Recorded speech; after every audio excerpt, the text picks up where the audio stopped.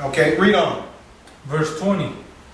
And the captivity of this host of all the children of Israel shall possess that of the Canaanites, even unto Zarephath, and the captivity of Jerusalem, which is in Sephar, shall possess the cities of the south. So it speaks here of a captivity of Jerusalem in Sephar. Now, this isn't speaking of captivity or exiles, which is what that word means. This isn't speaking of exiles who are dispersed all over the world. It gives you the exact location that they were in. Read on. Verse 21.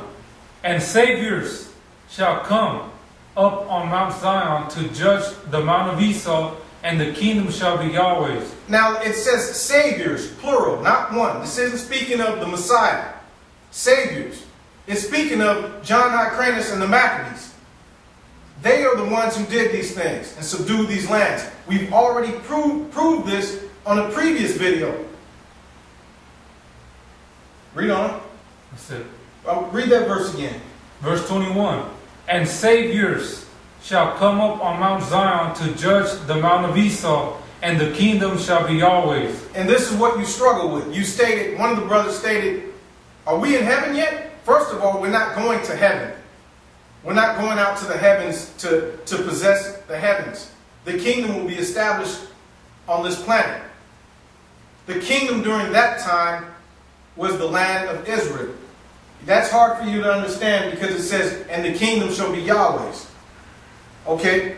In order to prove that, let's go to Leviticus 25. Leviticus 25, I want you to read verse 24.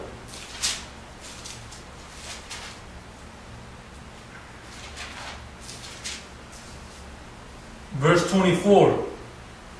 And all the land of your possession ye shall grant a redemption for the land. So it says all the land of your possession. Alright? So the land of your possession, talking about the Israelites, are these land regions in Israel. Now go up to and read verse 23. Verse 23. The land shall not be sold forever, for the land is mine. Alright? The land belongs to Yahweh. But we possess it. We're his people, his representatives. First, let's get a definition on kingdom to explain what a kingdom is. Kingdom, from Strong's Exhaustive Concordance of the Bible, is Hebrew word 4410. It means something ruled, that is a realm. And also from Brown Driver Briggs' lexicon, it means a kingship, royalty, or kingly office. Okay, a realm, something ruled, a realm. And the realm during that time was the land of Israel and also the land of Edom. Let's get a definition, English definition on that word realm. From Webster's, it means a royal domain, the region, a sphere or domain within anything. Okay? Now how hard is that to understand? Let's prove that even further. But give me Matthew chapter 11. Matthew chapter 11, I want you to read verse 12. Matthew 11 and 12. And from the days of John the Baptist until now, the kingdom of heaven suffereth violence, and the violent take it by force. So during the time of John the Baptist and the Messiah, they're speaking of a kingdom of heaven. Read that verse again.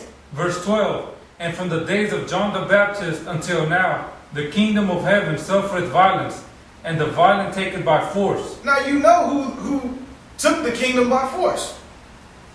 It wasn't us, but there was a kingdom set up during that time. So you're going to try to and tell us that, oh, has the kingdom of heaven been established? Are we in heaven? No, because you misunderstand the scriptures. You didn't stack line upon line and precept upon precept. But you accuse us of not understanding the scriptures. All right, let's go even further. Get Luke chapter 17. Luke 17, I want you to read verses 20 and 21.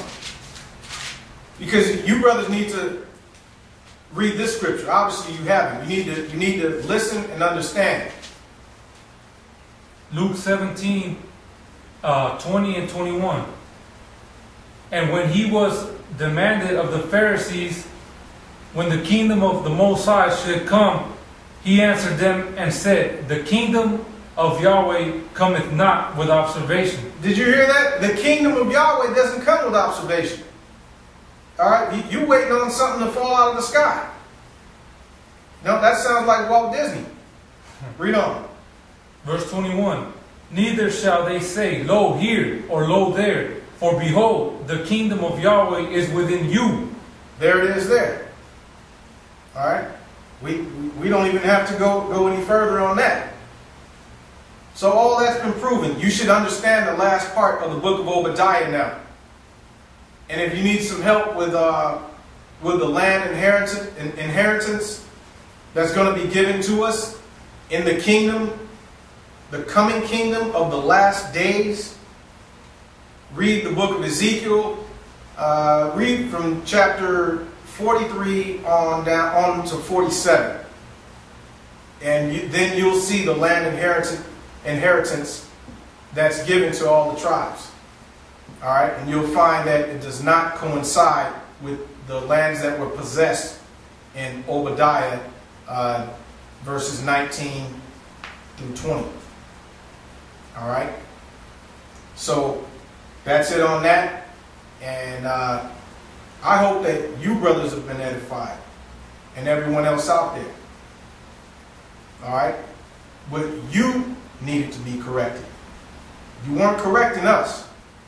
We just corrected you. And you're always welcome to prove us wrong, of course, if you can.